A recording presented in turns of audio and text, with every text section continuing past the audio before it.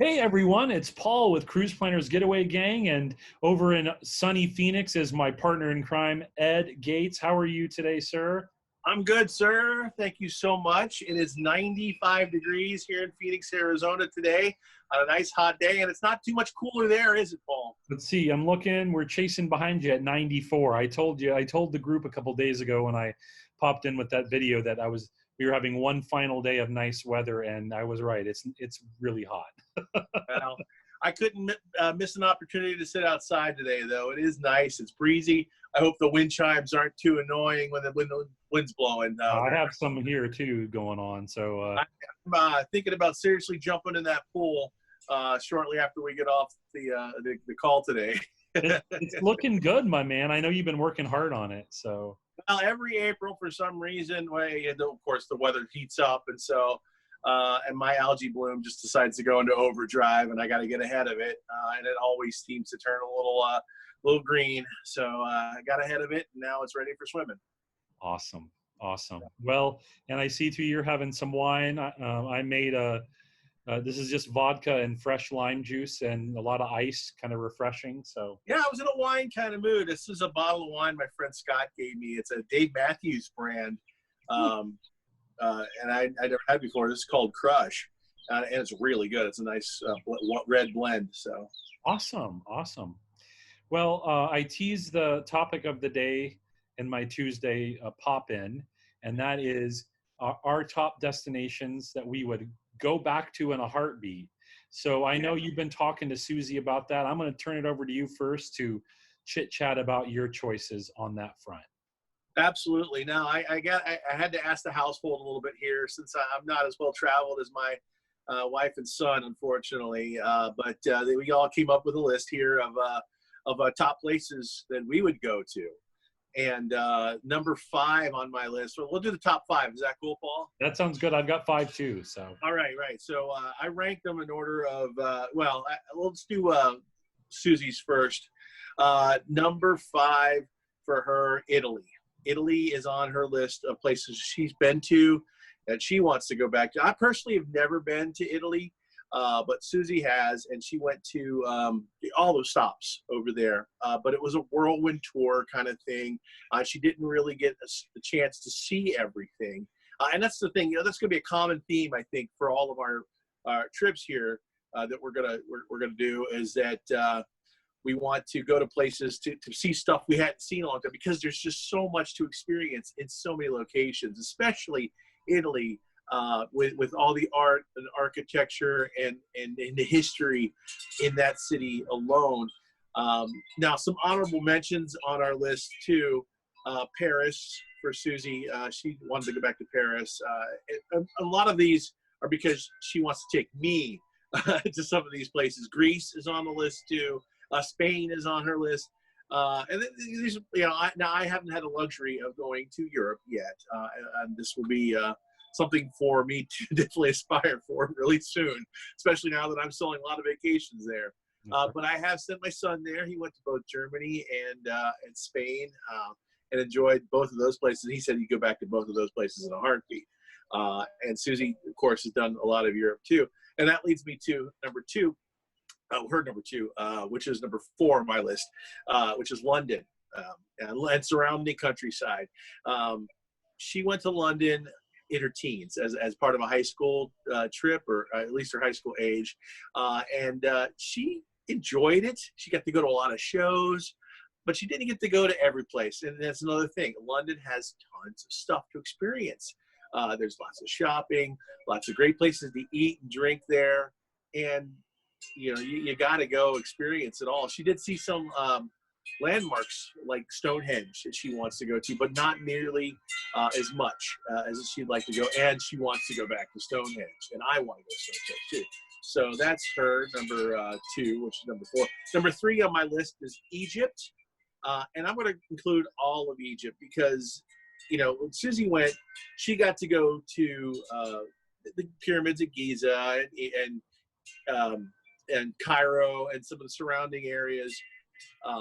But she missed out on a lot of stuff that she wants to see. And there's just so much.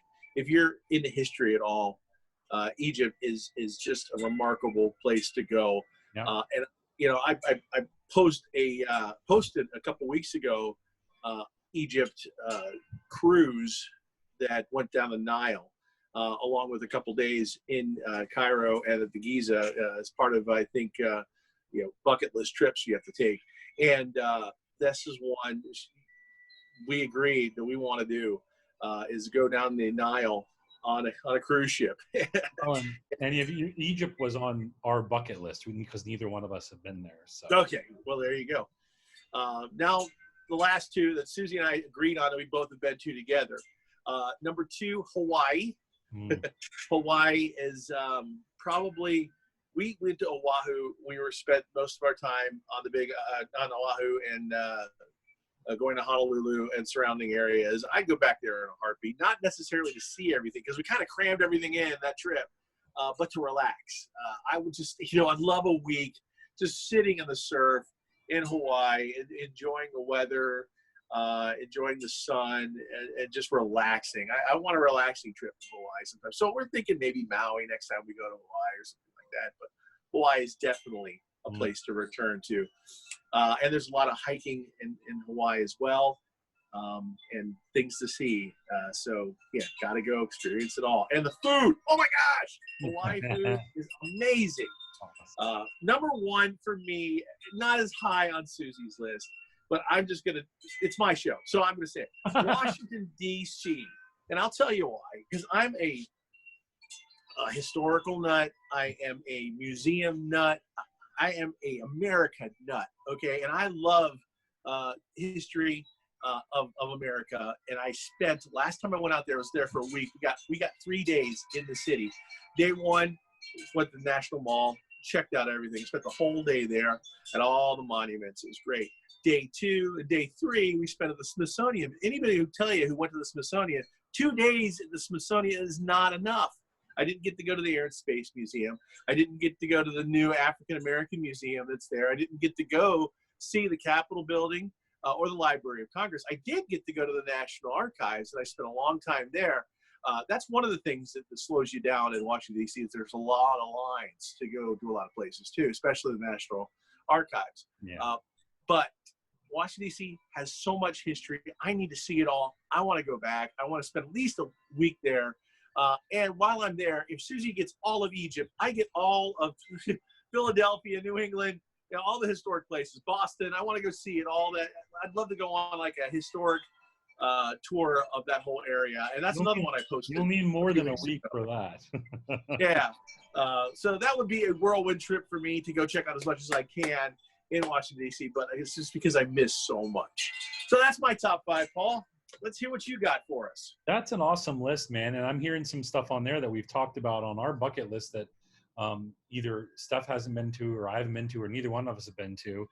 But in terms of places that we have been that we would die to go back to, and again, I'll just reiterate, that balance, it's a tough balance because there's only so much time, only so much money, and it's hard to overlook going to some place we haven't been to go back somewhere we've been, but you never get to see everything that first time. So all of these places we have been, the number 5 on our list is domestic, and that is Yellowstone National Park. We have been to a lot of the national parks, but of all the ones, and this was tough because Grand Canyon is pretty amazing too, and it was close. But if I had to pick the national park I really wanted to go back to, it is Yellowstone. It was a remarkable experience on many levels, whether it be the wildlife that we saw, and of course the features, the geothermal features, and all of that, and just the natural beauty. So Yellowstone's number 5 on our list. I would think we would like to camp there this time. We combined it in 2013 with a trip to Glacier National Park, and we camped there for 3 days in Glacier. And by the time we got to Yellowstone, we were ready for a hotel. So this time around, I think we'll camp in Yellowstone. Number 4 on our list is Scotland, and we loved Scotland. The reason it popped back up on our radar, besides how much we loved it, because we covered a good bit. There wasn't a whole lot we missed that I wanted to see, but I wanted to retrace some of the places we went, focus a little bit more on some Scotch experiences, some Scottish, Hello. yes, which I didn't get to do because we went on a tour. This was before I was a travel agent by several years. And we actually went with Rick Steves. A lot of people know who Rick Steves is. They've seen him on PBS and such. And don't get me wrong, it was a lovely time. And I like tours, but I would like to go back and have more flexibility in traveling the country and seeing what we could see. And also because I actually, about 5 days into that 12-day trip, got a really bad case of strep throat. And so I was sick for a lot of the trip. And that's another reason that we would both like to go back. So number 3 on our list was Alaska. And I have been to Alaska twice. Stephanie has been once, and I would go back in a heartbeat. The last time we were there, we did a tour where we simply, not a tour, a trip where we flew to Fairbanks and rented a car, spent some time in the Fairbanks area, several days in Denali, passed through Anchorage, didn't spend a lot of time there because it's just a city, and on down into the Seward area and to the glacier, and did some wildlife tours and such.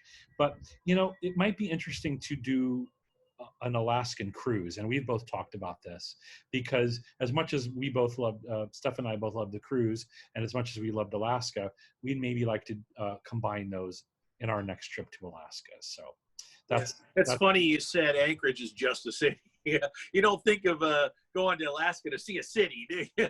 I'm sure they have their fair share. And don't get me wrong, Anchorage is a fantastic city. I've been there before and spent some time there. It's just we only had so much time, and we spent an extra day or two in Denali simply because we wanted to make sure we got to see Mount McKinley because the weather is 50-50 at best, and we were lucky in that we did get to see at least a partial clear day. So number 2 on our list is Germany. I have been to Germany. I was trying to count either 5 or 6 times over the course of my life, several times as a child, once as a teenager, and then once with Stephanie back in 2007. That was our first international trip together. And I have spent a lot of time in Bavaria and southern Germany. And I love it. I absolutely love it. I love the food. I love the beer. I love the Alps. I love the romantic road, all of the cathedrals and the old architecture. But I like to explore some parts of Germany that I haven't been to. And some people may not think may not love it as much, but I'd like to go to Berlin. I've never been to Berlin, and the historical significance there. And of course I would love to go back to Bavaria too. So I think Germany is definitely pretty high on our list. And number 1 is one that you shared on our list, and that's Italy. We were able to take a great trip there back in 2014, and we did kind of like Susie did. We were able to do Rome, and we were able to do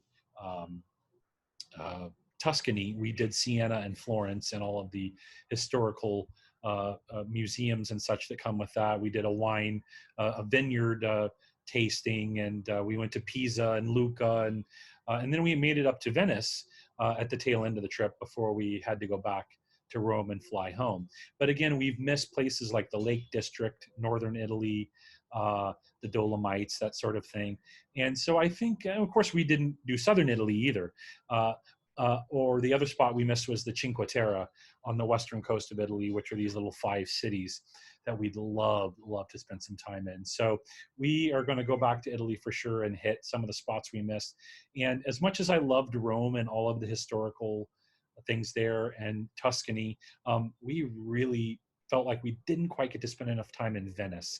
And it's just got an incredible feel to it. Plus, I worry about the future of Venice and the flooding and such. And I know they're already cutting back on tourism simply because the city can only take so much in terms of human, tourism. So anyway, it was a tough list, and there are many other places I'd love to go back to, but that was our top 5. And I know there was a shared honorable mention, which we were not allowed to put on this list.